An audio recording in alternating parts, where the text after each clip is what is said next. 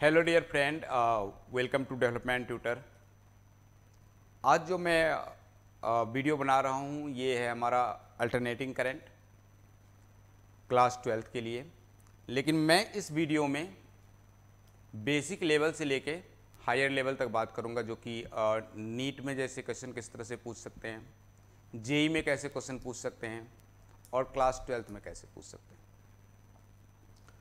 और मैं आसान भाषा में आपको समझाना चाहूँगा कि अल्टरनेटिंग करंट क्या होता है, फेजर डायग्राम क्या होता है, फेज शिफ्ट क्या होता है, फेज डिफरेंस क्या होता है, लीडिंग और लैगिंग क्वांटिटी क्या होता है, प्योरली रेसिस्टिव सर्किट में क्या होंगे वोल्टेज और करंट के बीच में रिलेशनशिप।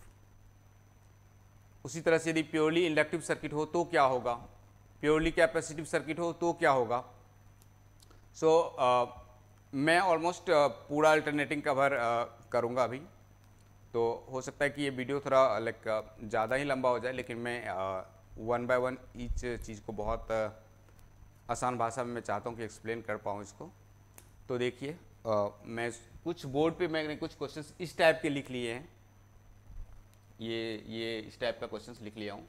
और इसमें हमने पूछा कि आरएमएस वैल्यू क्या होगा, तो एवरेज वैल्यू ऑफ करंट क्या होगा, एवरेज वैल्यू ऑफ वोल्टेज क्या होगा, यहाँ पे क्या होगा, इस तरह से क्वेश्चन लिखा रहे, ये इस टाइप का क्वेश्चन लिखा रहे। तो आप इसको मल्टीपल चॉइस क्वेश्चन में कितना फास्ट कर सकते हैं, इस टाइप का क्वेश्चन आप इजीली कर पाएंगे। इसके अलावा बहुत सारे क्वेश्चंस जब फेजर डायग्राम करेंगे तो उसके डिटेल्स में बात करेंगे। मैं स्टार्ट करता हूँ अभी अल्टरनेटिंग करंट के बारे में।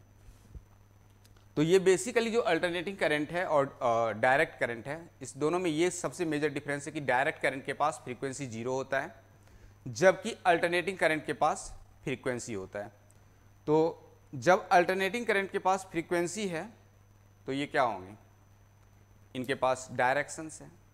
डायरेक्शन इन द सेंस ये ऑस्किलेट कर सकता है, इनके वैल्यूज मैक्स मीन मीन्स एक मीन पोजीशन के अबाउट ये ऑस्किलेट कर सकता है, इनके डायरेक्शंस रिवर्स हो सकते हैं, इसमें पोलैरिटी हो सकता है, राइट।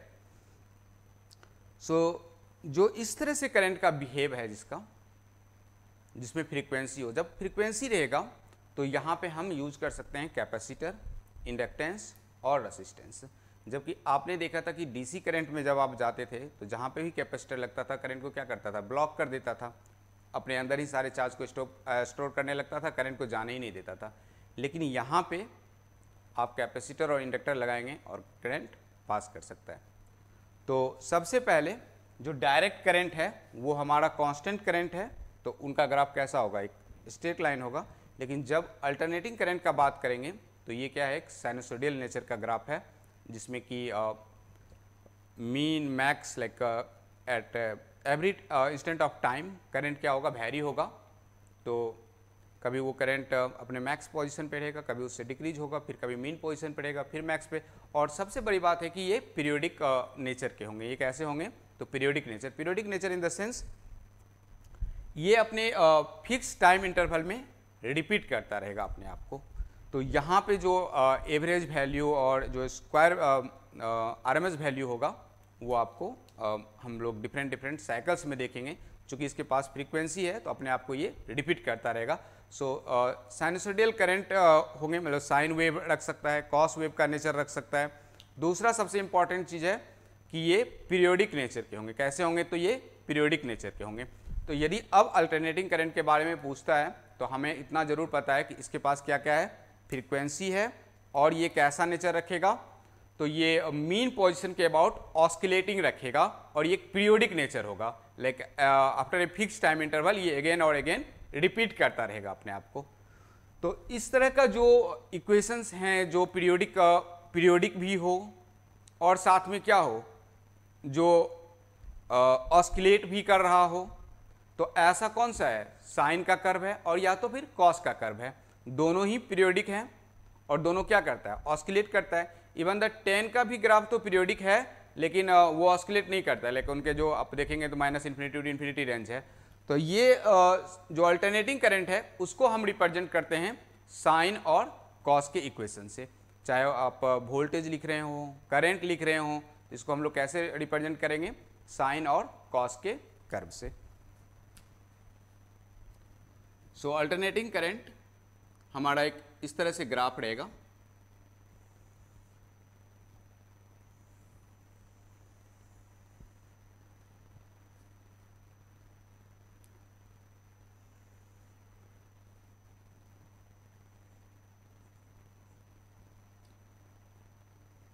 ये हमारा करंट एक्सिस है और ये हमारा ओमेगा टी का एक्सिस है।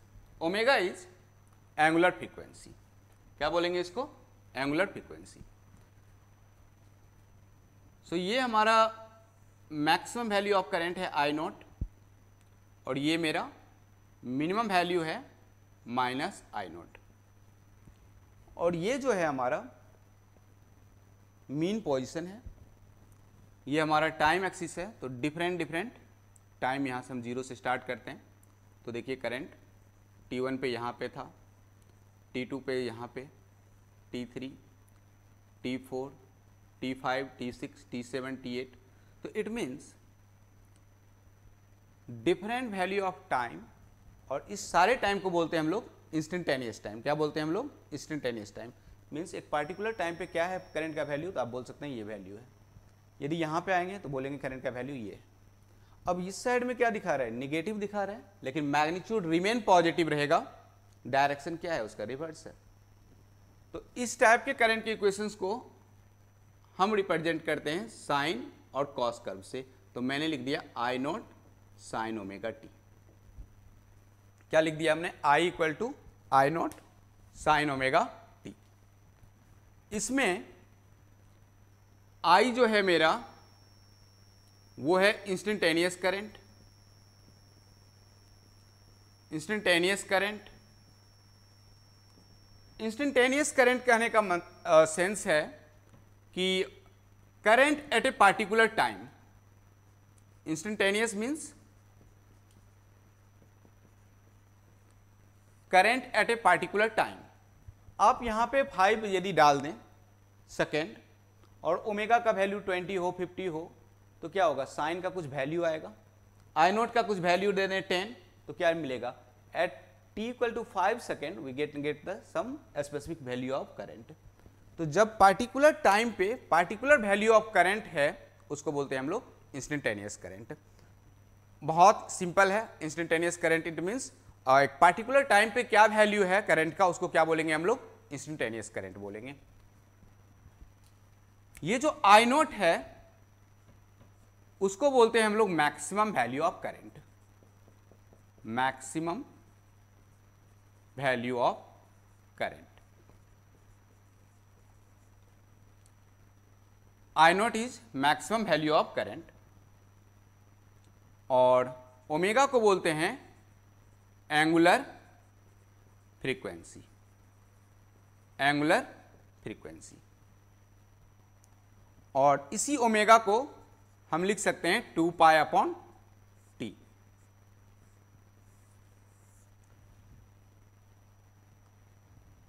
सो हमने I not sine omega T का वैल्यू लिख लिया। ये मेरा मैक्सिमम है तो ये मेरा मिनिमम है। This is the max, this is the mean.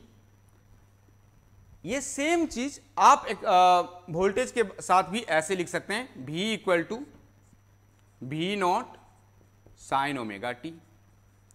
V not क्या हो जाएगा? मैक्स वैल्यू और peak value of voltage. Peak value of voltage, ठीक है।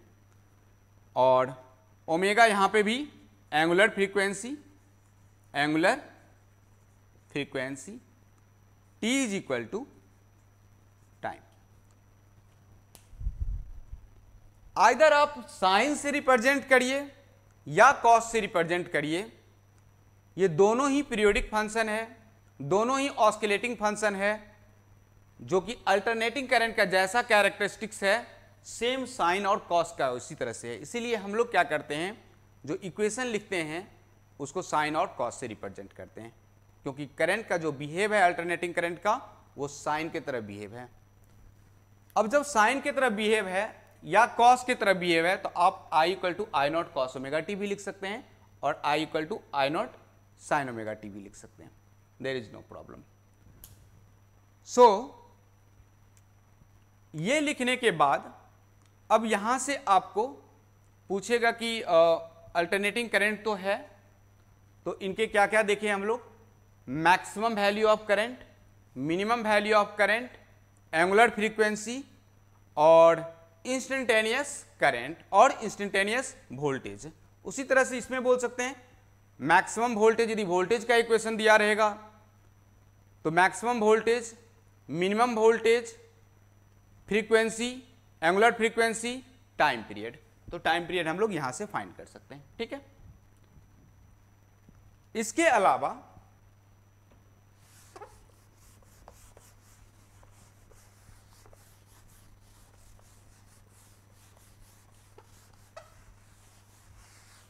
तो अब इसके बेस्ड देखिए क्वेश्चन कैसा है।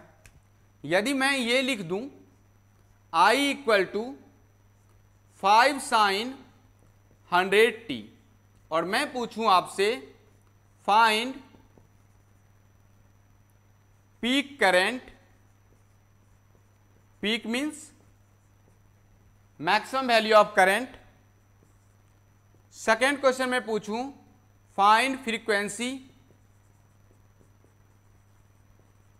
और टाइम पीरियड,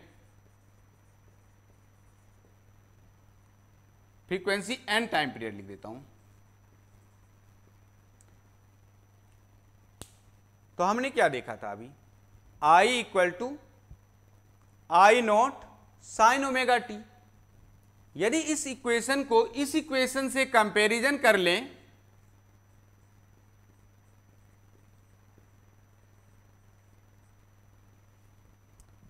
और I इक्वल टू मुझे दिया हुआ है 5 साइन 100t, तो क्या देख रहे हैं, जो I नॉट है साइन के पीछे लगा हुआ उसको क्या बोले थे, मैक्सिमम वैल्यू ऑफ करंट। देखिए सबसे टॉप पे है, यहां पे साइन के पीछे क्या लगा हुआ है, 5 लगा हुआ है, तो क्या बोलेंगे I max is equal to 5 ampere, I max is equal to 5 ampere. इसी को पीक करंट बोलते हैं, तो आप लिख दीजिएगा पीक करंट। ओमेगा है हमारा कितना 100, तो हमने क्या बोला था टाइम पीरियड निकालना है तो 2 पाई बाय ओमेगा करिए, तो ये 2 पाई अपॉन 100 कितना हो जाएगा, ये पाई अपॉन 50, कितना हो गया ये पाई अपॉन 50, ये हो गया हमारा पाई अपॉन 50। सो ये हमारा टाइम पीरियड है। अब मैं यदि फ्रीक्वेंसी लिखना चाहूं तो फ्रीक्वेंसी क्या होगा इसका रेसिप्रोकल, तो 50 अपॉन पाई। क्योंकि टाइम पीरियड और फ्रीक्वेंसी एक दूसरे के क्या होते हैं, रेसिप्रोकल होते हैं। तो हमने ये इक्वेशन लिखा और इस इक्वेशन के बेस्ड जो डाटा दिया हुआ था उसको हमने इजीली फाइंड कर लिया, कोई प्रॉब्लम, ठीक है। एक और ले लेते हैं सो दैट कि आप क्लियरली समझ सकते हैं।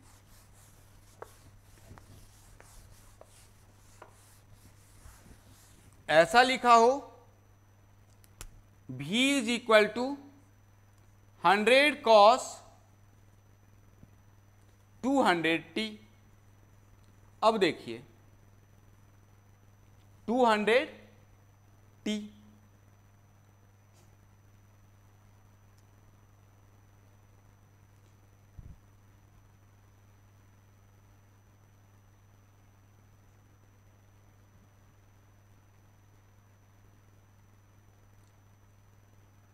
मैं ले लेता हूं यहां पे cos 600t ले लेता हूं, ठीक है। और अब क्वेश्चन पूछ रहा है आपसे फाइंड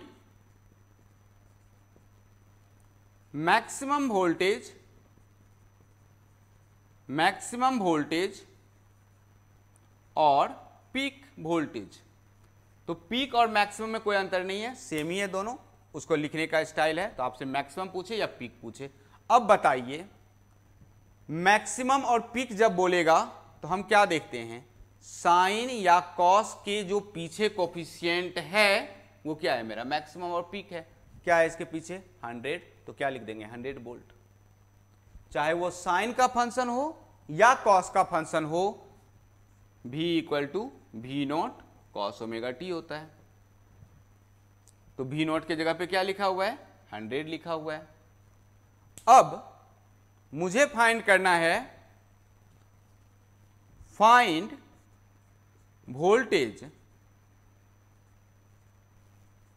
मैं ऐसे लिखता हूं, find instantaneous voltage at t equal to 1/10 second. मतलब मैं कह रहा हूं कि चूंकि ये वोल्टेज क्या है, टाइम का वेरिएशन है, वोल्टेज और टाइम का एक फंक्शन है। जैसे जैसे टाइम बढ़ेगा वोल्टेज फ्लक्चुएट करता रहेगा, अप एंड डाउन होता रहेगा। जो ग्राफ में देख रहे हैं, देखिए टाइम के साथ ये क्या हो रहा है, ऊपर नीचा हो रहा है। तो एक पार्टिकुलर टाइम पे क्या वोल्टेज है उसी को हम लोग क्या बोलते हैं, इंस्टेंटेनियस वोल्टेज। और इस साइड क्या है, ये इंस्टेंटेनियस वोल्टेज है।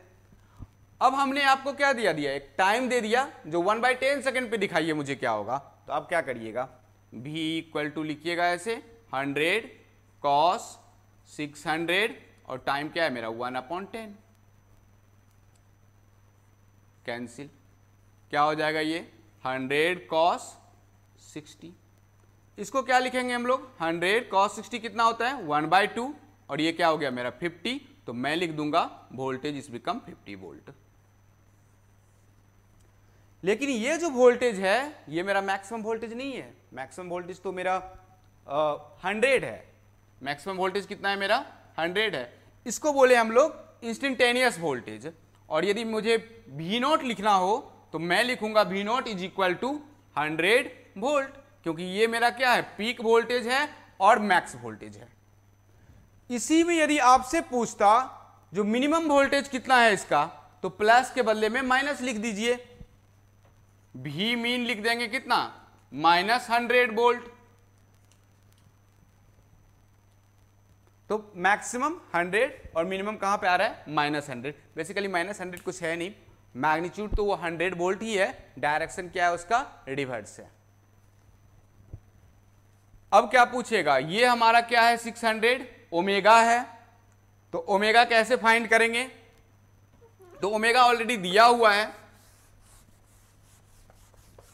ओमेगा दिया हुआ है, कितना दिया हुआ है, तो 600 दिया हुआ है। अब इससे फ्रीक्वेंसी निकालना है तो क्या करेंगे, बोलिए 600 डिवाइड बाय 2 पाई, क्योंकि ओमेगा का फॉर्मूला क्या होता है 2 पाई एफ। तो ये कितना हो गया, ये हो जाएगा 300/पाई। तो ये हमारा फ्रीक्वेंसी, तो इसको लिख दीजिए हर्ट्ज। और टाइम पीरियड पूछे आपसे तो क्या लिखेंगे π/300। Any doubts? अब इसमें देखिए आप इसको और थोड़ा क्विक टाइम में कर पाएंगे। अब देखते ही आपको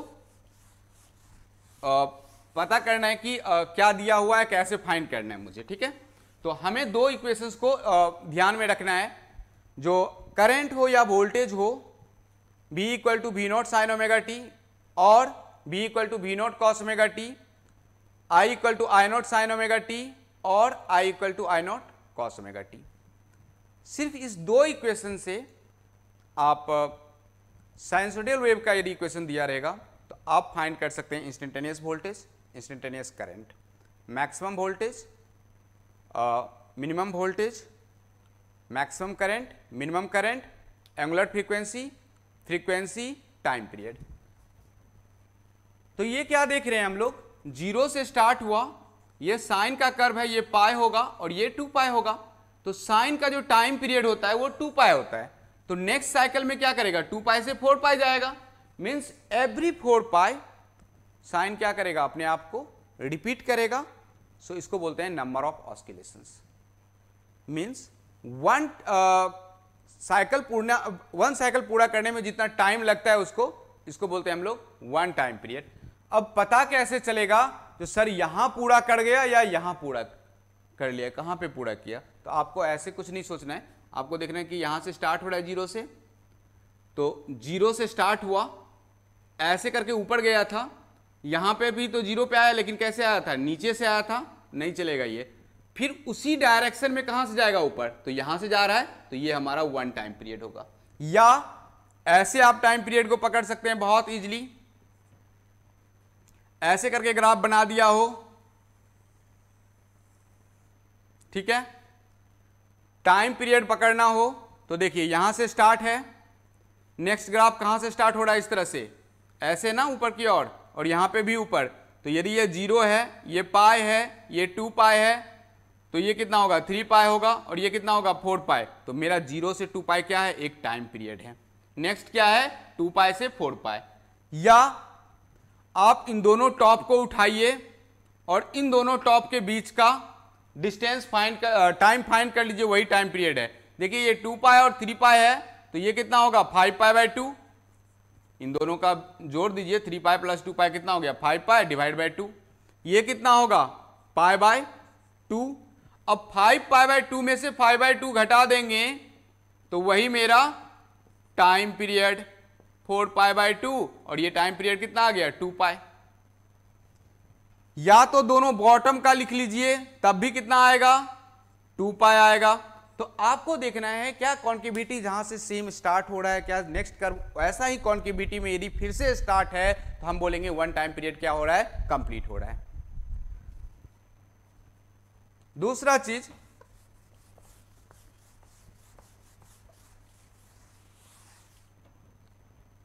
टाइम पीरियड ऑफ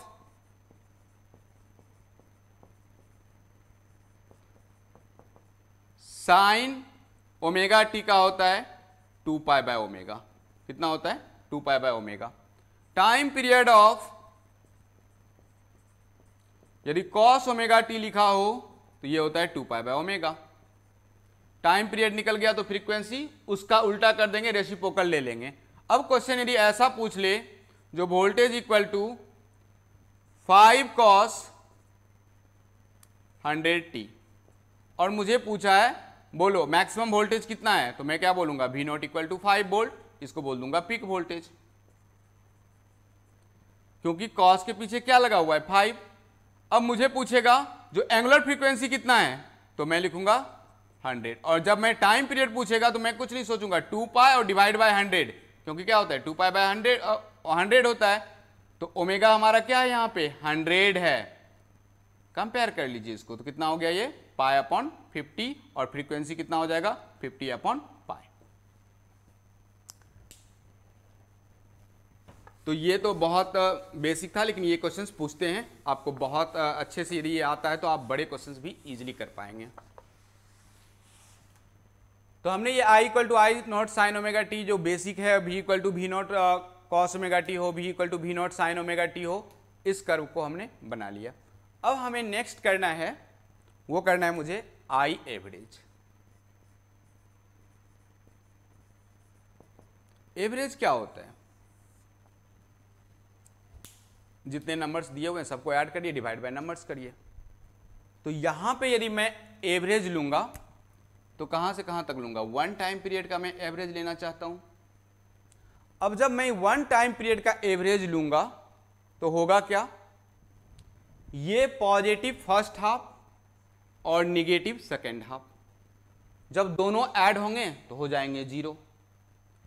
तो साइन वेव, जो ये हमारा साइनसोइडल यदि वेव है, साइन का इक्वेशन लिखा हुआ है, तो और कंप्लीट साइकिल में एवरेज वैल्यू ऑफ करंट और एवरेज वैल्यू ऑफ वोल्टेज क्या होगा, 0 होगा। आइदर वो इक्वेशन साइन का लिखा हो, like I equal to 5 sine omega t लिख दिया मैंने, या 5 साइन 2t लिख दिया, कुछ भी लिख दिया सपोज लाइक दैट, और मैं बोलूंगा कि इसका एवरेज वैल्यू क्या होगा ओवर कंप्लीट साइकिल, तो आप बोलिएगा 0। क्यों, क्योंकि हाफ पीरियड में पॉजिटिव, हाफ पीरियड में निगेटिव। तो ये एवरेज वैल्यू तो 0 है कहां पे, 1 कंप्लीट साइकिल में, 1 टाइम पीरियड में। लेकिन हम यदि हाफ टाइम पीरियड का बात करेंगे तो इसका एवरेज वैल्यू आएगा। So average value of current, average value of current over average value of current over a complete cycle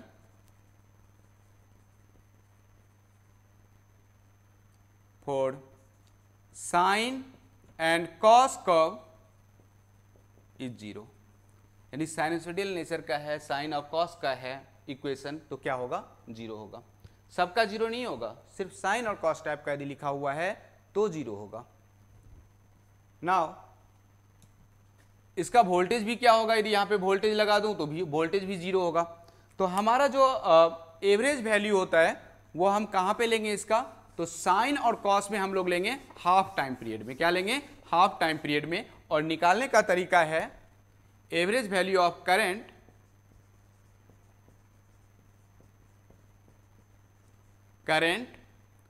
I average is equal to 1/T/2 over half cycle I average equal to 1/T/2 0 to T/2 I into d t. Sorry, यहां पे लिख देता हूं I not sine omega T D t, I not sine omega T D t. ऐसा क्यों किए? क्योंकि half में हम यदि निकालेंगे तो सिर्फ पॉजिटिव ऊपर वाला पार्ट है उसका एवरेज करंट मिल जाएगा मुझे।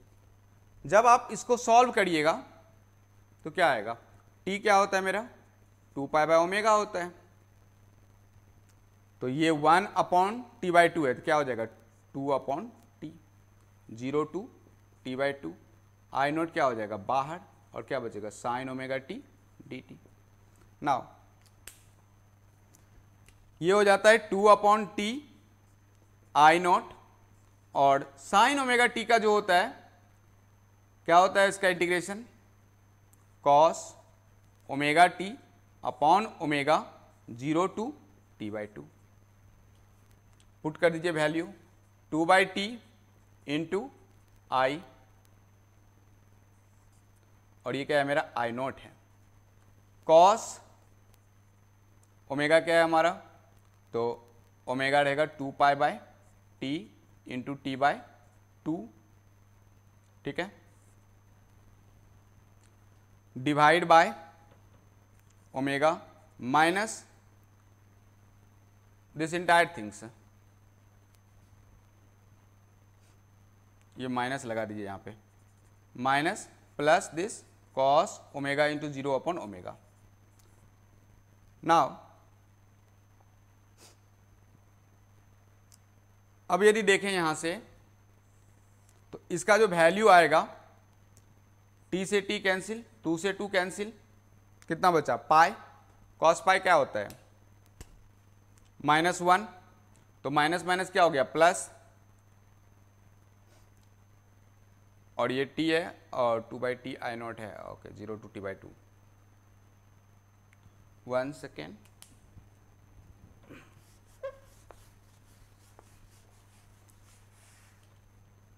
सो मैं लिख लेता हूं इसको, और T/2 को मैं लिख लेता हूं 2π/ω। ये होता है हमारा फुल टाइम पीरियड में, तो हाफ टाइम पीरियड में होगा ये π/ω। तो मैं सिंपली इसको लिख देता हूं ω/π और 0 to π/ω, I नॉट बाहर, sign omega T D T. तो ये हो जाएगा ω/π I नॉट, और इसका हो जाएगा minus cos omega T upon omega 0 to π/ω। अब देखिए ω/π इंटू I नॉट, और मैं ये ओमेगा इसको भी बाहर ले लेता हूं, तो ये हो जाएगा minus cos omega into π/ω, minus minus plus cos 0 omega into 0/ω, right. This and this got cancel, omega और ओमेगा गॉट कैंसिल। क्या हो जाएगा? ये I naught upon pi, cos pi का वैल्यू होता है -1, तो 1 + 1 कितना हो गया? ये 2I not upon pi, 2I not upon पाई। अब ये जो हाफ साइकिल है only and only sinusoidal nature का, यदि साइन और कॉस से रिप्रेजेंट है तो हम लोग क्या लेंगे, एवरेज वैल्यू हाफ साइकिल में लेंगे। देखिए इसके बेस्ट किस तरह से क्वेश्चन पूछ सकता है।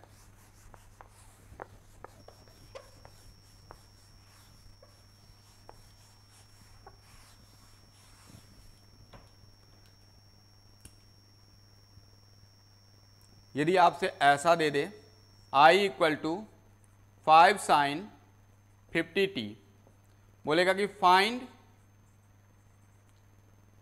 I average over half cycle, क्योंकि फुल साइकिल में इसका वैल्यू क्या होगा 0, तो हाफ साइकिल में क्या होगा इसका I एवरेज, हमने क्या देखा 2 into I not upon pi, तो 2 आई नॉट कितना है मेरे पास, maximum value 5 divide by pi, कितना हो गया ये 10 अपॉन पाई। यदि कॉस भी होता तो सेम ही आंसर लिखते, लेकिन इसके अलावा कुछ होता, साइन स्क्वायर ओमेगा टी होता, कॉस स्क्वायर ओमेगा टी होता, कुछ अलग वैल्यू होता तो फिर डिफरेंट आंसर्स, तो फिर हाफ साइकिल में नहीं निकालते। हमने इस तरह का क्वेश्चंस लिख रखे हैं, नो प्रॉब्लम। तो हमने अभी देखा कि एवरेज वैल्यू ऑफ करंट और voltage over a complete cycle in a sinusoidal nature like sine और कॉस का यदि है तो क्या बोलेंगे 0 होता है, लेकिन उसके अलावा कोई और इक्वेशन दिया हो, कोई और ग्राफ दिया हो तो हम लोग कंप्लीट साइकिल में लेंगे, राइट। ऐसे साइकिल देखिए जहां पे कि आपको 0 नहीं हो, क्योंकि ये एवरेज क्या है, यदि हाफ ऊपर का एरिया और नीचे का एरिया डिवाइड बाय दिस करेंगे तो 0 आ रहा था ना, पॉजिटिव और निगेटिव होके। लेकिन ऐसे ही हो, यदि ऊपर ही लिख दूं इसको भी तो क्या होगा, नहीं होगा, फिर तो ले सकते हैं उस तरह से। नाउ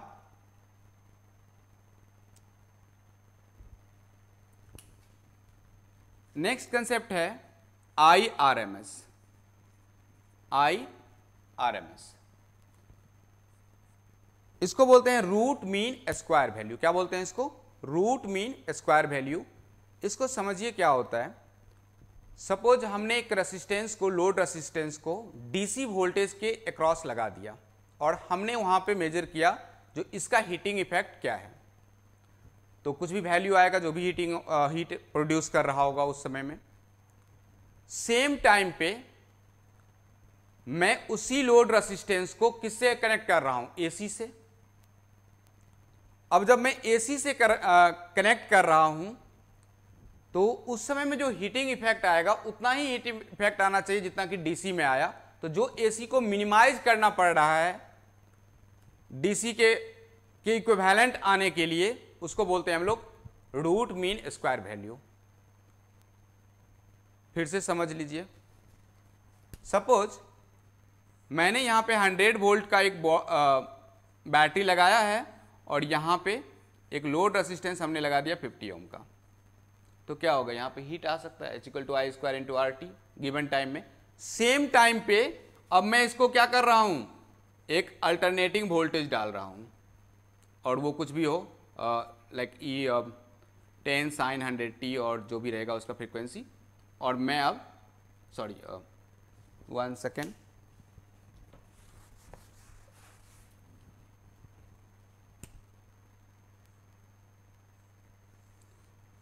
इस टाइम पे जो भी आएगा इसके पास, सेम टाइम पे मैंने क्या किया, उसको एसी से कनेक्ट किया। अब जो हीटिंग इफेक्ट आएगा इतना ही हीटिंग इफेक्ट आने के लिए जो ये मिनिमाइज करेगा एसी, उसको क्या बोलेंगे हम लोग, रूट मीन स्क्वायर वैल्यू। क्या बोलेंगे, रूट मीन स्क्वायर वैल्यू। और इस रूट मीन स्क्वायर वैल्यू को भी फाइंड करने के लिए मेरे पास रूल्स हैं। देखिए रूट कैसे फाइंड करेंगे, तो आपको क्या करना है, रूट अंडर लगाइए, रूट अंडर लगाइए, 1/t लिखिए, 0 to t लिखिए। ये हमेशा कंप्लीट साइकिल में, इसमें कोई जरूरत नहीं है हाफ साइकिल का, there is no need for half cycle, only and only complete cycle. और क्या लिखना है, I² dt। क्या लिख दिए, I² dt। इसका क्या करना है, इंटीग्रेशन। और जो इसका वैल्यू आएगा, तो सपोज मुझे यदि इसके लिए करना हो तो क्या आएगा इसका 1/t 1/t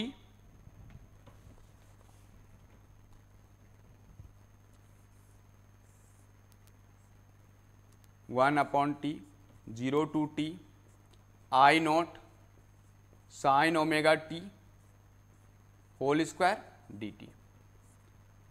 तो इसका वैल्यू आएगा आपको I not upon root two. कितना आएगा? I not upon root two. अब ध्यान रखिएगा, जब साइन ओमेगा टी लिखा हूं तो टाइम पीरियड क्या होगा इसका? 2 पाई अपॉन ओमेगा। तो टी के जगह पे यहां पे 2 पाई अपॉन ओमेगा, यहां पे भी 2 pi upon omega. Simple. T का कोफिशिएंट देखिए क्या है, तो ओमेगा है। 2 पाई से उसको डिवाइड कर दीजिए, वही उसका टाइम पीरियड होगा। इवन ये साइन हो या कॉस हो, दोनों में सेम चीज चलेगा, कुछ प्रॉब्लम नहीं है। यदि मैं ऐसे लिख दूं साइन 200t, क्या है टाइम पीरियड? तो 2 पाई बाय 200, कितना हो गया? Pi upon 100। साइन 100t लिखूं, 2 पाई ऊपर लिखिए, डिवाइड बाय 100 करिए, जो भी कोफिशिएंट है, राइट। तो यहां से इस टाइम पीरियड को रखेंगे। ऑब्वियसली ये इंटीग्रेशन है, तो आई नॉट स्क्वायर होगा, साइन स्क्वायर ओमेगा टी होगा, साइन स्क्वायर ओमेगा टी को फिर 1 minus cos 2 omega T divide by 2 करेंगे, इंटीग्रेशन करेंगे और फिर आप फाइनल आंसर्स आएंगे। नाउ हम आई एवरेज देख लिए, आई आर एम एस देख लिए, इसके बेस्ड देखिए किस टाइप के सम्स पूछ सकते हैं। तो मैं अब इसको मिटा देता हूं और देखता हूं कि जो बोर्ड पे हमने सम लिखा है उसको कितना जल्दी हम कर पाते हैं। ठीक है, तो पहला सम हमने लिखा है, determine the RMS value, determine the RMS value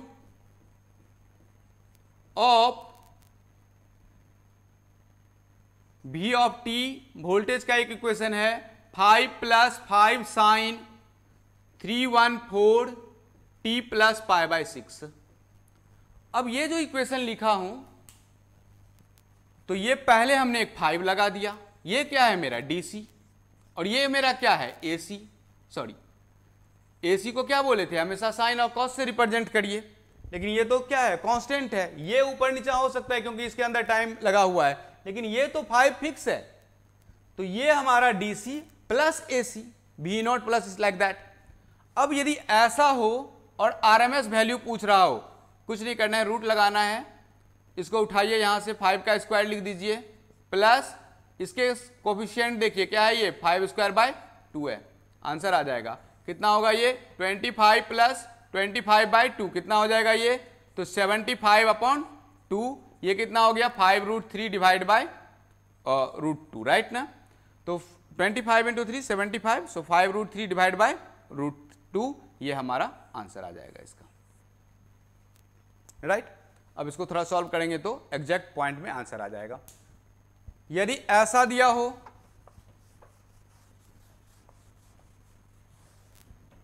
root mean square पूछ रहा हो, तो सबसे पहले IRMS इज इक्वल टू होता है I0 अपॉन √2। क्या होता है? I0 upon √2। I0 क्या है मेरा? Maximum value of current divide by √2। यहां से यदि मुझे मैक्सिमम वैल्यू फाइंड करना हो तो क्या करेंगे? √2 इंटू IRMS करेंगे, दोनों को क्या करेंगे हम लोग? मल्टीप्लाई। दो नहीं, 2 से ज्यादा साइन लगा दिया हो तो भी कुछ प्रॉब्लम नहीं। यदि इस तरह से लिख दिया हो question, V of t equal to 10 + 10 sine omega t plus 30 degree plus एक और लगा दिया हो 5 sine omega t plus 60 degree, तभी यदि आपसे RMS पूछ रहा हो तो VRMS आप लिखिए, बड़ा सा रूट लिख दीजिए, इसको ऐसे लिखिए 10 का स्क्वायर प्लस 1/2 लिख दीजिए, और क्या लिखिएगा?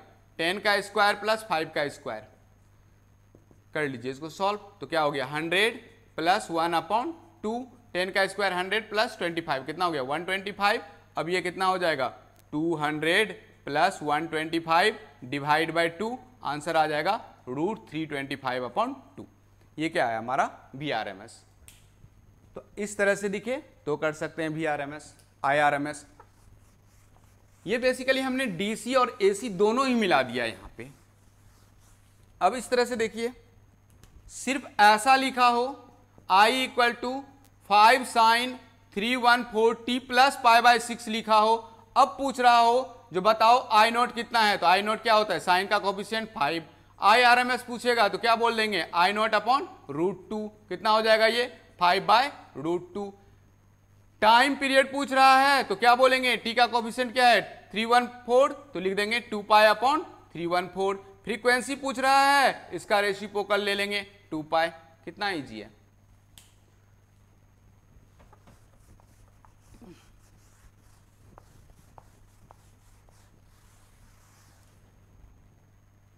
अब हमने ऐसे सम लिख लिए हैं, find RMS value of 25 cos omega t plus 15 sin omega t. अब क्या करेंगे, अब तो अलग अलग दो फंक्शन ज्वाइंट है। पहले तो एक रहता तो इसका तो आई नोट कितना है 25, इसका कितना है 15।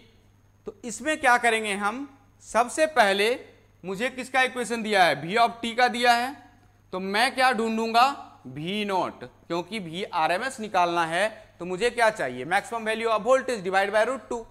अब मैं चाहता हूं ये पूरा फंक्शन का मैक्सिमम वोल्टेज कितना है, तो उसके लिए रूल्स क्या है देखिए, रूट लगाइए, कॉस के पीछे क्या लगा हुआ है 25, उसका स्क्वायर करिए, साइन के पीछे क्या लगा हुआ है 15, उसका स्क्वायर करिए, दोनों को ऐड करिए, कितना हो जाएगा ये 625 प्लस 225, कितना हो गया ये 850, कितना हो गया 850।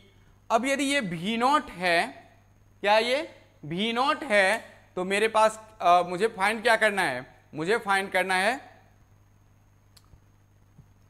VRMS। तो VRMS क्या लिखेंगे, V नॉट अपॉन √2। तो जो भी आएगा आंसर उसको लिख दीजिए, रूट 850 तो है ही और ये भी रूट में ही है, तो डिवाइड बाय 2 कर लीजिए। ठीक है, जो आंसर आएगा उसको लिख दीजिए। तो आंसर यहां से आ जाएगा 425। अब 425 का कितना होता है रूट, तो 400 का होता है 20 और 425 है तो 21 इंटू 21,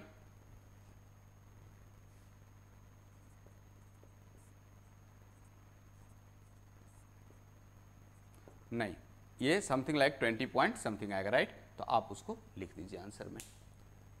दो फंक्शन ऐड हो, प्लस में ऐड हो या माइनस में ऐड हो, दोनों का कोफिशिएंट को क्या करना है स्क्वायर, तो मैक्सिमम वैल्यू। यदि मिनिमम पूछेगा तो माइनस लगा देंगे तो उसका मिनिमम वैल्यू।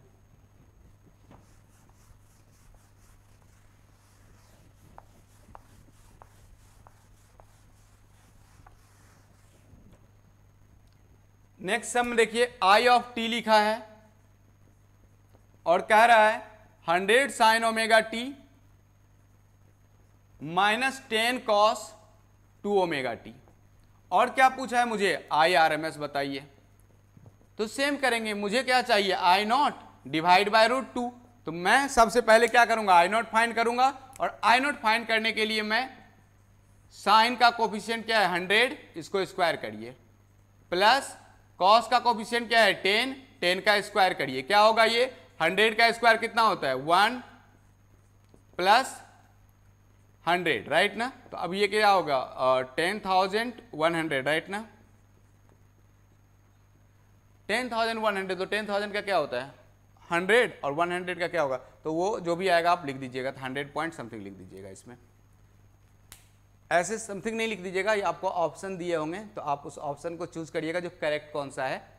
हम यहाँ पे इस तरह से लिख दिए, लेकिन यदि आपको क्वेश्चन रहेगा तो आपको करेक्ट आंसर लिखने हैं। ठीक है, सो ये हमारा आई नोट अभी आया है। अब मुझे क्या निकालना है, आई आर एम एस निकालना है। तो आई आर एम एस होता है मेरा आई नॉट अपॉन √2। आई नॉट का वैल्यू 100 पॉइंट कुछ भी ले लीजिए, जो भी है, तो मैं यहां पे 100 ही ले लेता हूं और डिवाइड बाय √2 कर लिया। ठीक है, आपको एग्जैक्ट पॉइंट लेना है, तो 100 और मैं इसको लिख लेता हूं ऐसे करके 50 इंटू 2 डिवाइड बाय √2। तो ये क्या होगा 50 इंटू √2 इंटू √2 डिवाइड बाय √2, ये क्या हो गया मेरा 50√2। कितना हो जाएगा ये 50√2। तो ये मेरा IRMS निकल गया। तो IRMS यदि पूछेगा तो आप क्या सोचिएगा, I0/√2। VRMS पूछेगा तो क्या सोचिएगा, V0/√2। साइन का सिंगल फंक्शन दिया हो, कॉस का सिंगल फंक्शन दिया हो, कोई वेव बना के दिया हो, मैक्सिमम वोल्टेज दिया हो, तो डिवाइड करिए √2 से, कुछ प्रॉब्लम नहीं है। लेकिन यदि इस टाइप का दो दो फंक्शन को ऐड करके दिया हो या सब्ट्रैक्ट करके दिया हो तो क्या करेंगे, स्क्वायर लिखिए, स्क्वायर रूट, जो भी साइन या कॉस का कोफिशिएंट है दोनों का स्क्वायर करके ऐड करिए, उसका वैल्यू निकाल लीजिए, उसको √2 से डिवाइड करिए, वही आंसर आएगा, वही आंसर आएगा। इस तरह से दिया हो, कुछ कांस्टेंट हो प्लस कुछ साइन का फंक्शन हो, कॉस का फंक्शन हो, कुछ नहीं करिए, जो कांस्टेंट है उसको स्क्वायर करिए और जो उसके बाद जो है साइन का या कॉस का जो भी कोफिशिएंट लगा हो पहले 1/2 लगाइए, फिर उसको स्क्वायर करते हुए चले जाइए। हमने इस टाइप के क्वेश्चंस करके आपको दिखाए थे, राइट। इसको बोलते हैं लाइक जो वोल्टेज है वो direct current plus alternating current, ये दोनों ही यहां पे है। तो देख रहे हैं, एक तो ये 5 है, क्या है ये कांस्टेंट, क्योंकि ये टाइम पे डिपेंड ही नहीं कर रहा है। टाइम पे कौन डिपेंड कर रहा है, ये, तो ये अल्टरनेटिंग प्लस डायरेक्ट करंट। ऐसे भी क्वेश्चन पूछ रहे सकते हैं आपको, जो हमने अल्टरनेटिंग और डायरेक्ट करंट दोनों ही दे दिया है वोल्टेज सोर्स, और किसी लोड रेसिस्टेंस में कोई रेसिस्टेंस लगा दिए हैं, वहां पे करंट कितना होगा। सपोज इस तरह से दिया रहेगा, जो ये हमारा वोल्टेज है, अब बताइए R = 50 ओम है, तो आप निकालिए। तो आप क्या करिएगा, निकाल सकते हैं आराम से इसको। बोलेगा कि मैक्सिमम वोल्टेज कितना होगा, तो क्या करेंगे, इसका मैक्सिमम करंट वोल्टेज कितना है 5, और ये कितना है 5, तो 5 + 5 कितना होगा 10 अपॉन जो भी रेजिस्टेंस रहेगा लगा देंगे उसको।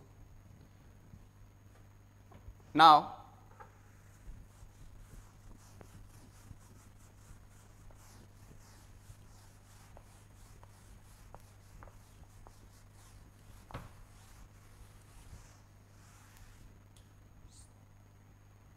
इस तरह से शेप दिया हो और पूछ रहा हो average value voltage, RMS value voltage निकालना हो, तो कैसे निकालेंगे। तो ये देखिए, हमारे पास फॉर्मूला होता है I एवरेज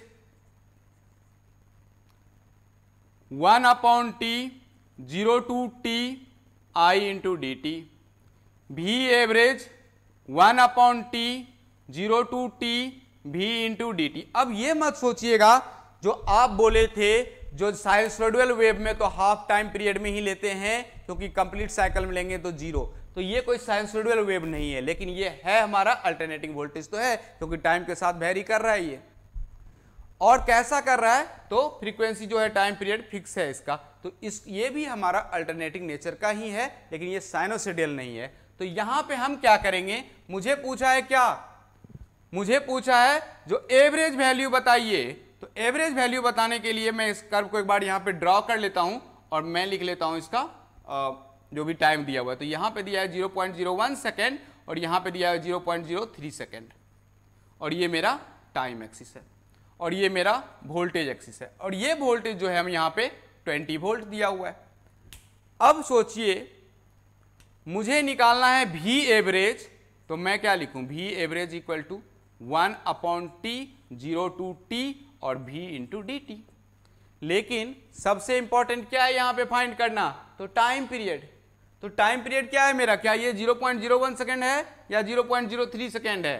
तो हमारा टाइम पीरियड जो है, देखिए ग्राफ कहां से स्टार्ट हो रहा है, इस तरह से स्टार्ट हो रहा है, नेक्स्ट कहां से स्टार्ट हो रहा है, यहां से, तो यहां से यहां तक का टाइम पीरियड क्या होगा 0.03। तो आप लिख दीजिए 1/0.03 0 to T कितना 0.03, और V क्या है मेरा, तो इसका वैल्यू देखिए कितना है 20 वोल्ट।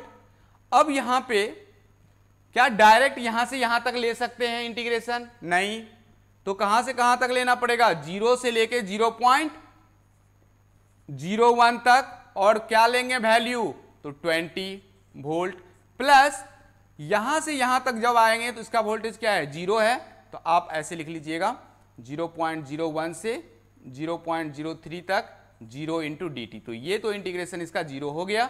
इंटीग्रेशन सिर्फ किसका करना है, इसका 20 V dt का। अब 20 V dt का इंटीग्रेशन क्या होगा,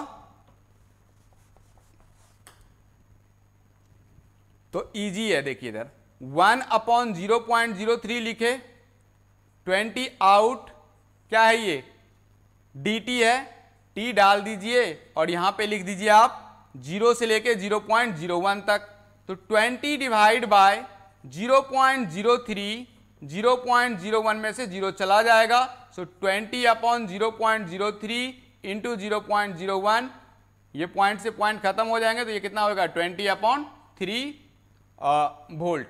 ये हमारा क्या है, एवरेज है। ये क्या है हमारा एवरेज वैल्यू ऑफ वोल्टेज है। ये क्या है हमारा एवरेज वैल्यू ऑफ वोल्टेज है।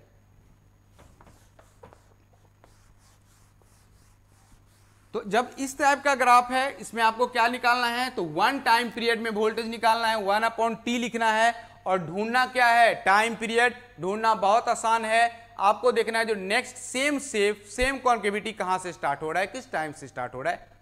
अब इस क्वेश्चन को देखिए, सेम ही है, यहां पे भी आपको क्या करना है, ये भी हमारा एक ट्रायंगुलर वेव है, अल्टरनेटिंग है, और हमें क्या ढूंढना है, एवरेज और आरएमएस ढूंढना है। तो हम क्या करेंगे, इसको इस तरह से बना लेंगे।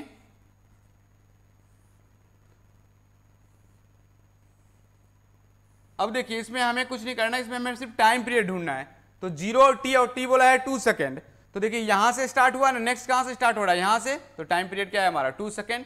तो हम लिख देंगे 1/2, और हम लिख देंगे 0 to 2। वोल्टेज ढूंढना है तो 20 और dt लगा दीजिए, बस 20 टाइम्स ऑफ dt। नहीं, यहां पे 20 और dt नहीं लगा सकते हैं, क्योंकि ये क्या है, मेरा एक लाइन है, यहां पे क्या था मेरा, इसका एक वैल्यू है जो कि पैरेलल टू एक्स एक्सिस था, तो इसका क्या करना पड़ेगा, मुझे इक्वेशन निकालना पड़ेगा। सो ये यदि 20 है और ये यदि 2 है, तो यहां क्या होगा 2,20, और ये क्या होगा 0,0। अब क्या करेंगे, इसका स्लोप फाइंड करेंगे, तो 20 में से 0 गया तो 20, 2 में से 0 गया तो 2, स्लोप हो जाएगा इसका 10। कितना आ गया स्लोप 10। इसको क्या करिए, t से मल्टीप्लाई, और यहां पे लिख दीजिए 10 into T D T. Equation of A line लिखा हूं, कुछ भी नहीं लिखा हूं। वो कैसे लिखते हैं, इक्वेशन ऑफ लाइन लिखने का तरीका है y equal to m x. तो ये 0 से पास कर रहा है तो प्लस सी कुछ नहीं है, स्लोप क्या है 10, और x क्या है मेरा t, तो 10t, 1/2, 10 आउट, क्या हो जाएगा ये t²/2, 0 to 2, ये हो गया 5, और ये हो गया 2 का स्क्वायर कितना 4/2 minus 0, so that is what 20/2। ये आंसर कितना आ जाएगा 10 वोल्ट। कितना आ गया 10 वोल्ट। आरएमएस लिखना है, सेम करना है, सिर्फ क्या करना है 10 का स्क्वायर कर देना है 100, तो आरएमएस देख लीजिए क्या आएगा। इसका आरएमएस यदि फाइंड करना है तो ऐसे रूट लिख लीजिए, 1/T लिख लीजिए, 0 to t, तो हमारा t क्या है 2, और यहां पे क्या है t, और इसका इक्वेशन क्या है 10t, इसका स्क्वायर करेंगे तो 100t² dt। अब क्या करेंगे, ये रूट के अंदर ही रहने दीजिए सब कुछ, 1/2 और 100 आउट, क्या होगा ये t³/3, 0 to 2, ये हो जाएगा मेरा रूट ऑफ 1/2, तो कितना होता है ये 50, सो 50 लिख देंगे, और 2 का क्यूब 8/3, सो 8/3 लिख देंगे। 50 इंटू 8 400 डिवाइड बाय 3, ये कितना हो जाएगा 20/√3। ये हमारा आ गया आपको RMS value of voltage. RMS value of voltage, तो आपको एवरेज पूछा जाए 1/T, 0 to t इंटीग्रेट करिए। आरएमएस पूछा जाए, बड़ा सा रूट लगाइए 1/T, 0 to t, जो भी वोल्टेज का इक्वेशन दिया हो और करंट का इक्वेशन हो, इसका स्क्वायर करिए dt से, आप उसको इंटीग्रेट करिए।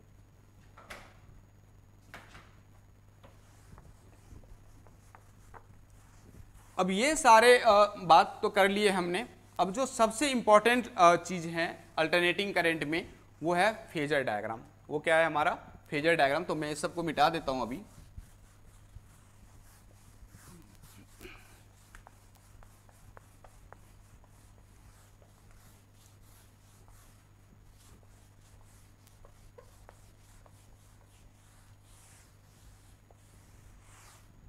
ये फेजर क्या होता है, तो इसको बोलते हैं हम लोग फेज डिफरेंस बोलते हैं। चूंकि ये पीरियोडिक नेचर के हैं साइन और कॉस, तो क्या होगा, सपोज साइन पाई हमारा 0 होता है, साइन 2 पाई भी 0 होता है, 3 पाई भी 0 होता है, 4 पाई भी 0 होता है, 5 पाई भी 0 होता है। तो डिफरेंट फेस पे क्या है, सेम वैल्यू है, बट वैल्यू कहाँ पे आ रहा है, डिफरेंट एंगल्स पे आ रहे हैं, लेकिन वैल्यू सेम आ रहे हैं।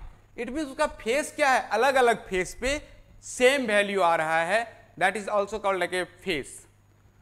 और उसी को डिफरेंस में लेंगे, कभी पाई, कभी 2 पाई, कभी 3 पाई। तो यदि मैं ऐसा ग्राफ बनाऊं, मैं फेजर डिफरेंस में सबसे पहले बात कर रहा हूं प्योरली रेसिस्टिव सर्किट का, प्योरली रेसिस्टिव सर्किट। ऐसा सर्किट जो क्या कंटेन कर रहा हो, सिर्फ और सिर्फ रेसिस्टेंस कंटेन कर रहा हो, उसको क्या बोलेंगे हम लोग, प्योरली रेसिस्टिव सर्किट। अब ये होता क्या है प्योरली रेसिस्टिव सर्किट, ये देख लीजिए, R और यहां पे लगा दीजिए इस तरह से, ये हो गया V equal to V0 sine omega t. जब I लिखेंगे तो क्या लिखेंगे, I को V अपॉन R लिखेंगे, और V क्या है मेरा, V0 sine omega T divide by R, that is what, V0 upon R sign omega t. और V0 अपॉन R क्या होता है मेरा, I0, so that is I0 sign omega t. अब ध्यान दीजिए, V का इक्वेशन है V0 sine omega t, I का इक्वेशन है I0 साइन ओमेगा टी। हमें ग्राफ बनाने आता है, तो किस तरह का ग्राफ बनेगा, यहां पे ऐसा ही ग्राफ बनेगा ना ये मेरा V0 और ये मेरा माइनस V0। चूंकि ये V0 साइन ओमेगा टी है और यहां पे भी क्या है, साइन ओमेगा टी है, दोनों में साइन, एंगल भी दोनों का सेम, तो दोनों स्टार्ट कहां से होंगे, सेम पोजीशन से। बस डिफरेंस क्या रहेगा, एम्पलीट्यूड का। डिफरेंस किसका रहेगा, एम्पलीट्यूड का। तो एक ये हो गया मेरा माइनस I0 और ये I0, तो ये दोनों ही सेम हैं, एक दूसरे पे ओवरलैप कर रहे हैं, तो इसका मतलब है दोनों सेम डायरेक्शन में ट्रैवल कर रहा है, कोइंसिडेंस है। तो हम क्या बोलेंगे, फेस डिफरेंस इन दोनों के बीच में क्या है, 0 डिग्री है। क्या है फेस डिफरेंस, 0 डिग्री है। इसलिए 0 से है, सेम पोजीशन से स्टार्ट, हाइट से लेना देना नहीं है, फेस को उसके विड्थ और एम्पलीट्यूड से कुछ लेना देना नहीं है, सिर्फ किससे लेना देना है, तो साइन के एंगल से लेना देना है। यदि ये एंगल अलग कर दूं, यहां पे omega t plus pi by 2 कर दूं, पाई बाय 4 कर दूं, तो फिर फेस चेंज हो जाएंगे दोनों का फिर अलग हो जाएगा चीज। लेकिन यहां पे क्या देख रहे हैं, ओमेगा टी और ओमेगा टी है दोनों में, तो इसका मतलब है दोनों सेम पोजीशन से स्टार्ट हो रहा है और सेम पोजीशन पे जाके क्या हो रहा है, एंड हो रहा है। इट मींस सेम फेस है। इवन द ये हाइट कुछ ज्यादा और कम हो, इससे कुछ लेना देना नहीं है, ये सिर्फ एम्पलीट्यूड बता रहा है। तो इसका ग्राफ हम लोग फेजर डायग्राम में इस तरह से बना सकते हैं। यदि ये वोल्टेज है और ये करंट है, तो ये हमारा V और I हो, लिख देंगे इसको। फेज डिफरेंस क्या है यहाँ पे, 0 डिग्री। तो आपसे पूछेगा क्वेश्चन, फेज डिफरेंस वोल्टेज और करंट के बीच में कब 0 डिग्री होगा। तो हम बोलेंगे जब कैसा हो, सर्किट प्योरली रेसिस्टिव हो, सिर्फ सर्किट में क्या लगा हो, ओनली और ओनली रेसिस्टेंस लगा हो, तो हमारा फेज डिफरेंस क्या होगा, 0 होगा।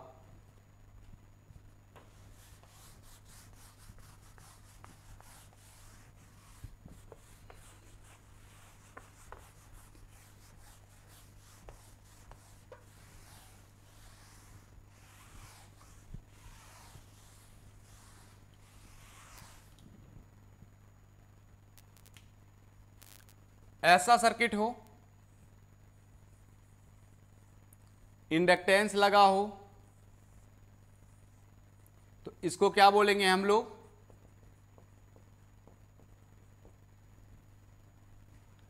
Purely inductive circuit. क्या बोलते हैं इसको, purely inductive circuit, inductive circuit. अब इस प्योरली इंडक्टिव सर्किट का यदि बात करेंगे, तो इसमें क्या लिखेंगे हम लोग, ये प्योरली इंडक्टिव सर्किट है, किरचॉफ्स वोल्टेज लॉ लगाएंगे यहां पे भी। तो कैसे लगाइएगा, इसके अक्रॉस तो voltage V0 sine omega T है, और इसके अक्रॉस वोल्टेज क्या होता है, तो इसके अक्रॉस वोल्टेज होता है L di अपॉन dt। और जब किरचॉफ्स वोल्टेज लॉ लगाएंगे तो can write V0 sine omega T minus L D I upon D T is equal to 0, और ये क्या हो जाएगा V naught sine omega T is equal to L D I upon D T. So this V naught sine omega T D T is equal to L into D I. This V naught upon L sine omega T D T is equal to D I. Integrate both side, और जब आप integrate करेंगे तो क्या होगा भी naught upon L बाहर आएगा और इंटीग्रेशन क्या हो जाएगा साइन ओमेगा टी का minus cos omega T divide by omega, और ये हो गया minus cos omega T upon omega, और ये हो जाएगा आई. अब इसको हम लिख लेते हैं भी नॉट अपॉन ओमेगा एल, और इसको लिख लेते हैं sign omega T minus pi by 2. अब ध्यान दीजिए, सबसे इंपॉर्टेंट चीज है ये इतना इंपॉर्टेंट चीज है, leading lagging quantity, phase difference, कौन लैग कर रहा है कौन लीड कर रहा है. जिनको आता है वो तो बहुत अच्छी बात है, लेकिन यदि आपको डाउट्स है इसमें तो मैं बहुत अच्छे से इसको चाहता हूं कि आसान भाषा में एक्सप्लेन कर सकता हूं. So this sign omega T minus pi by 2. अब यहां पे देखिए ये भी नॉट अपॉन ओमेगा एल है, क्या है भी नॉट के नीचे यदि कुछ है तो वो रेजिस्टेंस ही रहा होगा, तो मैं इसको लिख लेता हूं इस तरह से भी naught upon XL sign omega T minus pi by 2. इससे कुछ लेना देना नहीं है, ये क्या है सिर्फ ये दे रहा है कि एम्पलीट्यूड है साइन का, इतना वैल्यू है इसका जो भी है, ये करंट है एक्चुअली, तो ये करंट का वैल्यू है. ये क्या है I naught, that is the maximum value of current है. लेकिन जब फेज का बात करेंगे तो मुझे साइन का किस पे कंसंट्रेट करना है, साइन का एंगल पे कंसंट्रेट करना है. यहां पे देखिए जब वोल्टेज है उसका, वो वोल्टेज का इक्वेशन है भी नॉट साइन ओमेगा टी, और जो करंट का इक्वेशन बन रहा है वो बन रहा है I naught. I naught means V not upon XL को हमने आई नॉट ले लिया, और ओमेगा इंटू एल को हमने एक्सएल लिख लिया हूं. एक्सएल मीन्स रिएक्टिव इंडक्टेंस लिखा हूं, राइट, क्योंकि इसको हमने ओम में कन्वर्ट किया. ठीक, I not sine omega T minus pi by 2. अब ध्यान दीजिए, फेस में ये पार्टिसिपेट नहीं करेगा, इससे कुछ लेना देना नहीं है, ना तो इससे कुछ है. साइन साइन दोनों जगह लेना, हाँ ये रहना चाहिए, यदि नहीं है तो कन्वर्ट करके लेना पड़ेगा अपने को. यदि एक साइन हो और एक कॉस है तो फिर दोनों को साइन में चेंज कर लीजिए, 90 डिग्री का दोनों का डिफरेंस आएगा. लेकिन यहां पे क्या एंगल दिख रहा है ओमेगा टी, और यहां पे क्या दिख रहा है omega T minus pi by 2. तो वोल्टेज करंट में क्या लगा हुआ है माइनस, इसका मतलब करंट इज लैगिंग क्वांटिटी और वोल्टेज इज लीडिंग क्वांटिटी. लेकिन कंडीशन है कि दोनों ही साइन हो. तो इसका ग्राफ कैसे बनाएंगे, तो अब देख लीजिए, इसको बोलते हैं ट्रांसफॉर्मेशन अलोंग द एक्सिस. दोनों ही साइन का कर्व है. एक कर्व इस तरह से स्टार्ट होगा और ऐसे चला जाएगा, ये भी नॉट हो जाएगा, और ये ओमेगा टी का एक्सिस है ही. तो ये 0 पाई 2 पाई पाई बाय 2 और 3 पाई by 2. Now pi by 2 pi 3 pi by 2 2 पाई. अब यदि देखें इस चीज को तो ये हमारा V naught sine omega T का कर्व हमारा रेडी है, लेकिन मुझे किसका बनाना है I not sine omega T minus pi by 2. Omega T तो एक्सिस रहेगा, लेकिन ये जो माइनस पाई बाय 2 है इसको 0 से इक्वेट करिए. Omega T minus pi by 2 equal to 0, omega t equal to pi by 2. Means इस ओमेगा टी के एक्सिस पे ये कर्व कहां से स्टार्ट होगा, तो पाई बाय 2 से स्टार्ट होगा. सो इनके नेचर्स ऐसे आएंगे, इस तरह से होंगे. फिर अब देखिए ये भी नॉट कहां से स्टार्ट हो रहा है 0 से, और ये वाला कहां से स्टार्ट हो रहा है पाई बाय 2 से. I not sine omega T minus pi by 2. अब ये जो इस तरह से स्टार्ट हो रहे हैं, तो जो पहले से स्टार्ट है उसको बोलते हैं लीडिंग, और जो बाद में स्टार्ट हुआ है उसको बोलेंगे लैगिंग. पूछेगा क्या दोनों में फेज डिफरेंस है, तो पाई बाय 2 का और फेजर डायग्राम बनाना है तो ऐसे बना दीजिए, ये ओमेगा टी रख लीजिएगा वोल्टेज, और इन दोनों के बीच में एंगल 90 दिखा दीजिएगा करंट। ये हमारा क्या है, फेजर डायग्राम है।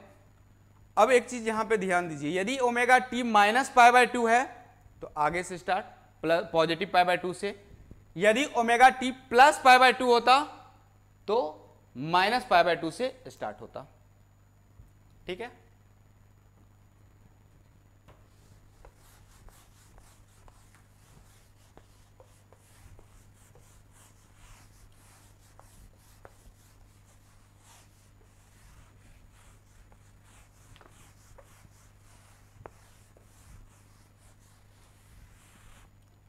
इसके बदला में यदि आपको एसी लगा दिया जाए, कैपेसिटेंस लगा दिया जाए, तो देखिए क्या होगा।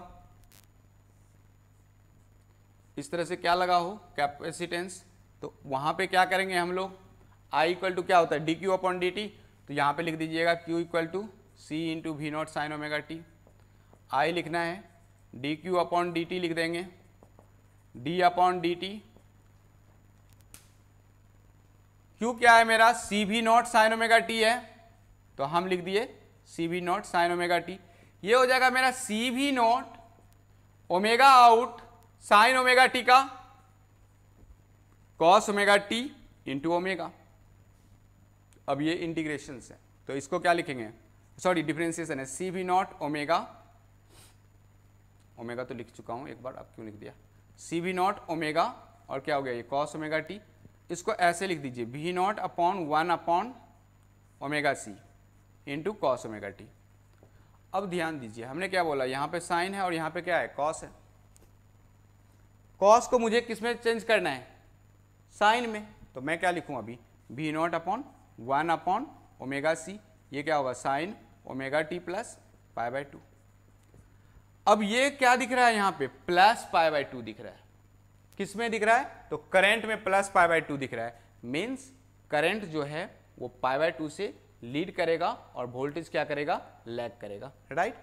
अब इसका यदि ग्राफ बनाएं तो ये कहां पे जाएगा करंट वाला एक्सिस, तो माइनस पाई बाय 2 पे, तो ये 0 है और ये पाई बाय 2 है तो ये माइनस पाई बाय 2, मीन्स ये कर्व यहां से ऐसे स्टार्ट होगा और इस तरह से जाता जाएगा, जबकि ये वी नॉट वाला यहां से स्टार्ट होके जाएगा, तो इसका मतलब क्या है इन दोनों में फेज डिफरेंस कितना है पाई बाय 2 का है। सो फेजर डायग्राम इस तरह से बना दीजिएगा।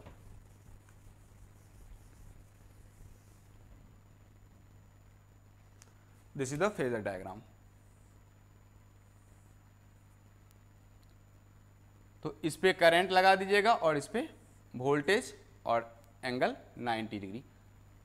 ऐसे यदि ग्राफ सिर्फ दिखा हो ना और आपको पूछ रहा हो कि कौन लीड कर रहा है लैग कर रहा है, तो आप एंटी क्लॉकवाइज डायरेक्शन में घुमाइए, जो आगे आगे चल रहा है उसको बोलते हैं लीडिंग, जो पीछे से चल रहा है उसको बोलते हैं हम लोग लैगिंग क्वांटिटी, जो पीछे से चल रहा है उसको क्या बोलेंगे हम लोग lagging quantity.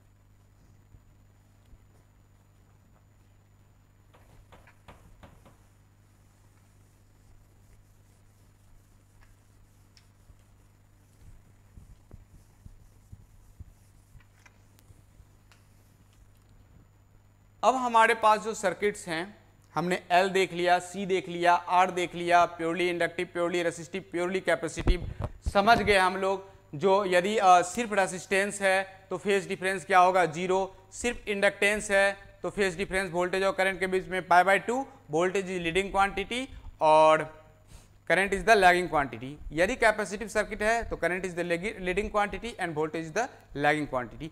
Based on that हम एक सर्किट बना लेते हैं, उसको बोलते हैं हम लोग LCR सर्किट। तो मैं तीनों एक साथ ही लगा देता हूं L, C और R।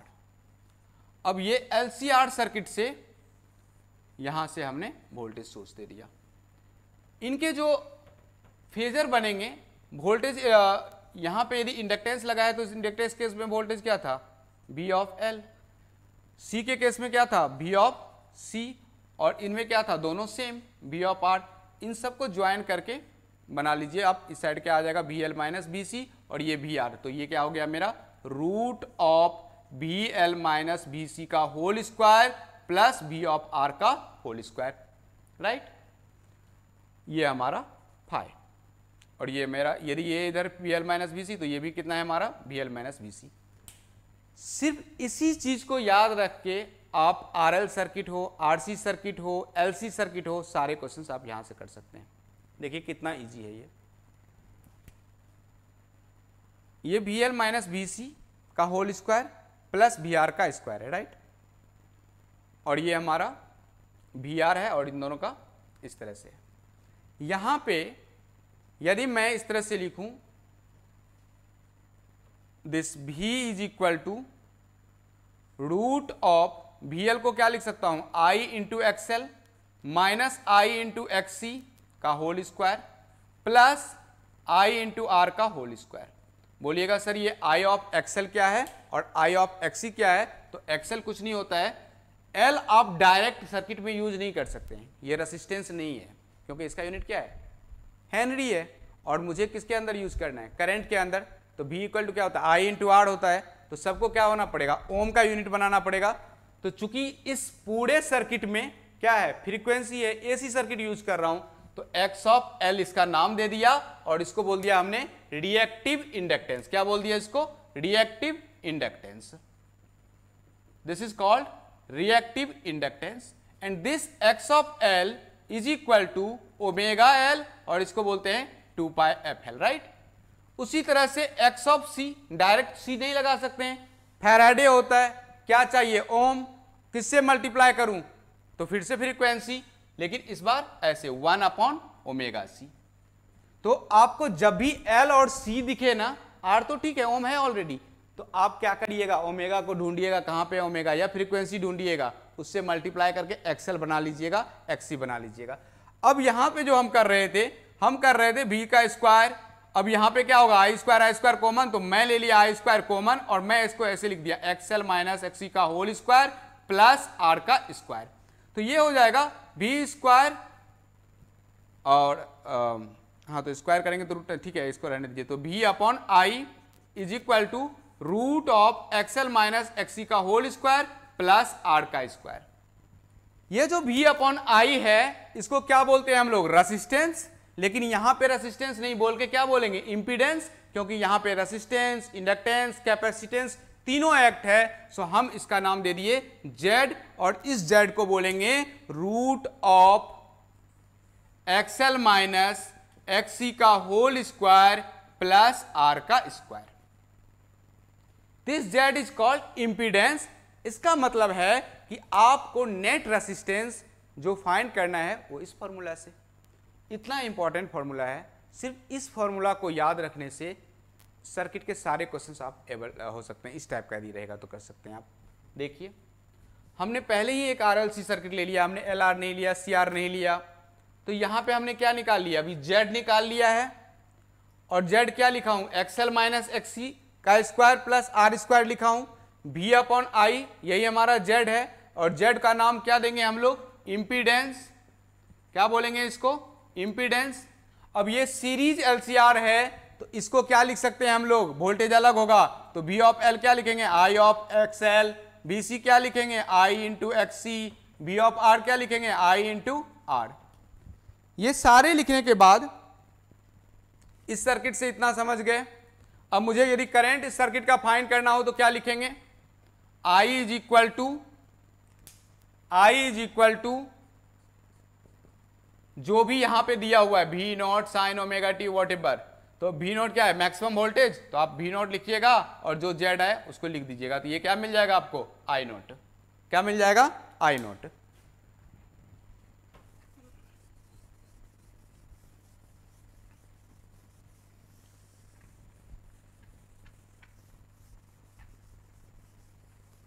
नेक्स्ट है मेरे पास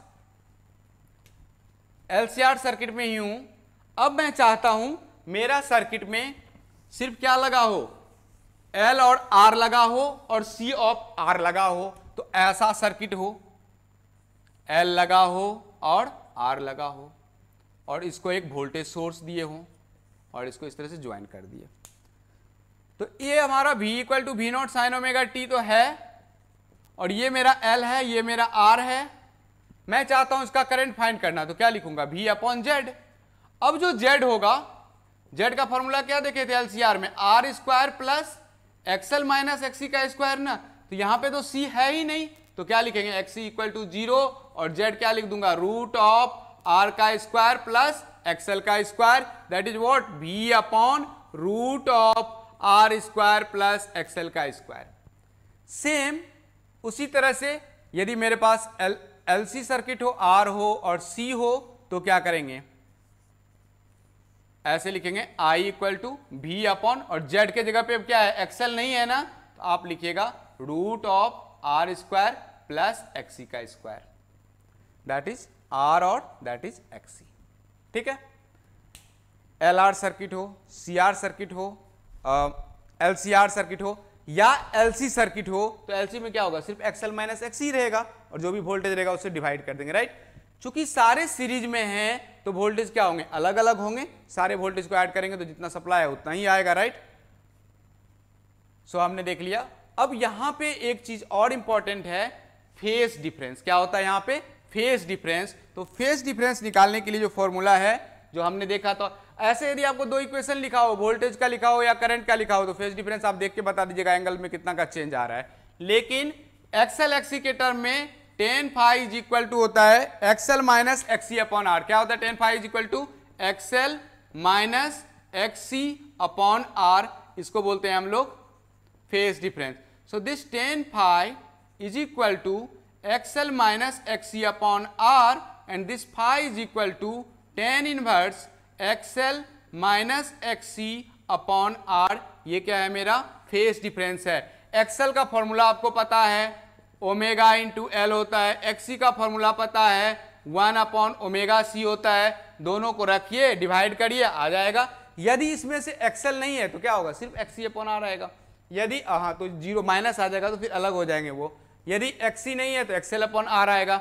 यदि दोनों ही नहीं है तो क्या होगा फेज डिफरेंस 0 तो क्या हो जाएगा प्योरली रेसिस्टिव सर्किट। एक होता है हमारा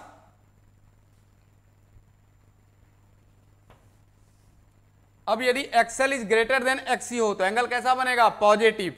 और कौन सा होगा ये उसमें वोल्टेज लीडिंग क्वांटिटी इंडक्टेंस का केस होगा और करंट लैगिंग क्वांटिटी। यदि XL is lesser than XC ये निगेटिव होगा, इसका मतलब ये कैपेसिटिव हो जाएगा, इसमें करंट लीडिंग होगा और वोल्टेज लैगिंग होगा।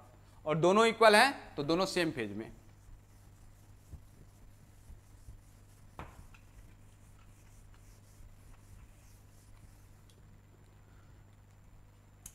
रेजोनेंस देख लीजिए क्या होता है।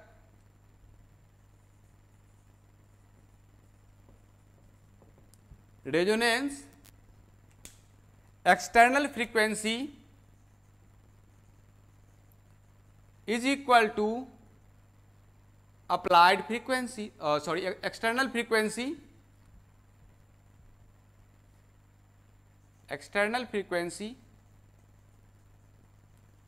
Is equal to natural frequency. यदि ऐसे हैं तो हम क्या बोलेंगे इसको ये रेजोनेंस हो रहा है। अब रेजोनेंस के कंडीशंस हैं। जब रेजोनेंस होंगे तो इंपीडेंस मिनिमम होगा और करंट मैक्सिमम होगा। Impedance minimum condition for resonance ये मैं सीरीज एलसीआर कर रहा हूं तो एल सी और आर, ये हमारा एल है ये हमारा सी है और ये मेरा आर है। यदि इस तरह से लगा हो कोई सर्किट तो कंडीशन फॉर रेजोनेंस होगा current is maximum, impedance is minimum, Z क्या होगा मिनिमम। और जेड का फॉर्मूला क्या होता है R square plus XL minus XC का स्क्वायर। और ये मिनिमम कब होगा जब एक्सएल और एक्सी क्या हो 0 हो। इन दोनों का डिफरेंस क्या होगा 0 होगा तभी ना सिर्फ आर स्क्वायर होगा, नहीं तो इसमें कुछ ऐड होगा तो वैल्यू बढ़ जाएगा। तो ये कब होगा minimum Z minimum when XL क्या है X of L is X of C means reactive inductance is equal to capacitive reactance. So this omega L is equal to 1 upon omega C, that is what omega square LC equal to 1। और यहाँ से जो हमारा F आएगा वो आएगा 1/2 pi root LC. This is the resonance, condition of resonance.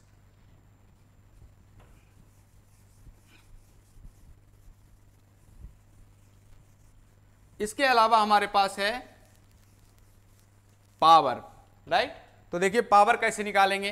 Power का formula होता है V इंटू आई, और यहां पे क्या होता है V, तो V not sine omega T into I not sine omega T. तो ये क्या हो जाएगा, V not I not sign square omega T.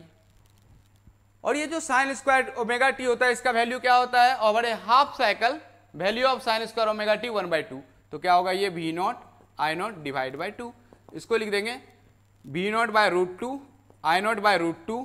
ये क्या हो गया मेरा VRMS और IRMS. क्या हो गया ये VRMS और IRMS. ये मेरा पावर आ गया. लेकिन ये पावर कहां पे आया है, only and only purely resistive circuit में, क्योंकि यहां पे फेज डिफरेंस क्या है, 0 है. लेकिन इसके अलावा यदि किसी और सर्किट में होता, सपोज हम उसमें ले लेते हैं इंडक्टेंस के केस में, तो देखिए क्या होगा power. V not sine omega T तो लिखेंगे, लेकिन I क्या था, I था I not sine omega T minus pi by 2. तो यहां पे जो पावर आएगा वो आएगा ये V not by root 2 I not by root 2 और कॉस फाई. ये जो कॉस फाई है इसका वैल्यू होता है R/Z, और इसको बोलते हैं हम लोग पावर फैक्टर. क्या बोलते हैं इसको, power factor. So this is what R/Z क्या होगा, root of R square plus XL minus XC का होल स्क्वायर. अब यदि XL दिया है, XC दिया है तो करिए, एक नहीं दिया है तो उसको छोड़ दीजिए, और यहां पे वैल्यू. अब देखिए फॉर प्योरली रेसिस्टिव सर्किट तो सिर्फ रेसिस्टेंस ही है ना, तो R/R क्या हो जाएगा, ये 1 हो जाएगा. तो फेज डिफरेंस क्या हो गया, 0 डिग्री. यदि XL का केस है तो क्या होगा, root of R square plus XL square हो जाएगा. और ये जो कॉस फाई का है मैक्सिमम वैल्यू 1 है, तो हमेशा कॉस फाई से क्या होगा, पावर फैक्टर कम होगा. तो ये पावर फैक्टर, अब देखिए सबसे ज्यादा पावर कहां पे होगा, जब कॉस फाई 1 है. तो आपको पावर तभी मिल सकता है जब क्या हो, रेसिस्टिव सर्किट हो, रेसिस्टेंस लगा हो. यदि ऐसा बोले कि LR सर्किट है पावर होगा, तो हाँ होगा. CR सर्किट है पावर होगा, तो होगा. सिर्फ R लगा है पावर है उसमें, तो है. लेकिन ऐसा बोला कि सिर्फ LC सर्किट है तो पावर क्या है, 0 है वहां पे, क्योंकि कॉस फाई का वैल्यू क्या हो जाएगा वहां पे, देखिए R ही नहीं रहेगा तो वैल्यू क्या हो गया, 0. अब यदि वैल्यू 0 है पावर का, इसका मतलब क्या है, वो करंट तो सर्कुलेट हो रहा है वहां पे, लेकिन उस टाइप के करंट को हम क्या बोलेंगे, वाटलेस करंट बोलेंगे. और वाटलेस करंट आपको निकालने के लिए क्या करना है, IRMS निकालना है, और साइन फाई जो भी है उसको लगा दीजिए, साइन फाई. क्योंकि कॉस फाई क्या है, 0 है, रेसिस्टेंस नहीं है, लेकिन साइन फाई तो आएगा. तो आप वहां पे IRMS इंटू साइन फाई लगाएंगे तो क्या मिल जाएगा आपको, पावर मिल जाएगा. तो आप पावर इस तरह से निकाल सकते हैं. सो बेसिकली आपको ये जो याद रखना है, VRMS into IRMS into cos phi. R के केस में 1, L के केस में जो फॉर्मूला है उस पर पुट करिए, सारे सम आपसे हो जाएंगे. So thank you so much. हमने इस पूरा अल्टरनेटिंग करंट में सिर्फ लास्ट के कुछ नहीं हमने किए, लाइक LC ऑस्किलेशंस और या almost band width, form factor तो आप लोगों को अभी करना नहीं है, क्वालिटी फैक्टर, ये थोड़ा थोड़ा जो चीज़ें हैं. लेकिन ऑलमोस्ट मैं थोड़ा मैं लाइक टाइम बहुत ज़्यादा बड़ा हो जाता वीडियो, तो हमने अभी कंप्लीट किया इसको. So thank you so much. आप वॉच करिए, यदि आपको अच्छा लगे तो आप मेरा चैनल को सब्सक्राइब कर सकते हैं, सो दैट कि मैं जब भी आपके लिए कोई वीडियो बनाऊँ अच्छा सा चीज़ तो आपको मिल पाए. Thank you.